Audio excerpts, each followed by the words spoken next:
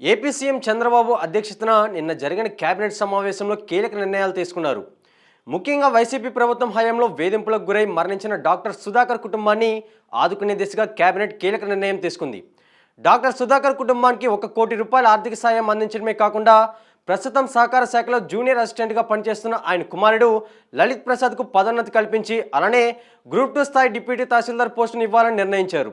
ఈ విషయాన్ని మంత్రి కొలుసు పార్థసారథి మీడియాకు వివరించారు. ఈ సందర్భంగా పార్థసారథి మాట్లాడుతూ ఇది డాక్టర్ సుధాకర్ కుటుంబానికి కేవలం డబ్బు సహాయం మాత్రమే కాదని ఆయన కుటుంబానికి ఆర్థిక భద్రత, ఉద్యోగ స్థిరత్వం కల్పించే నిర్ణయాన్ని తీసుకున్నామన్నారు. దీంతో పాటు ఏపీ లాజిస్టిక్ ఇన్ఫ్రాస్ట్రక్చర్ కార్పొరేషన్ అంటే ఏపీఎల్ఐఎన్సీ ఏర్పాటుకు కేబినెట్ ఆమోదముద్ర వేసింది. విద్యార్థుల సంక్షేమం విషయంలో కూడా కీలక నిర్ణయం తీసుకున్నారు. గత ప్రభుత్వ హయాంలో 39.52 లక్షల మంది విద్యార్థులకు పాఠశాల కిట్లు సరఫరా చేసిన సంస్థలకు చెల్లించాల్సిన ₹944.53 కోట్ల బకాయిలను క్లియర్ చేయడానికి ఆమోదం తెలిపారు.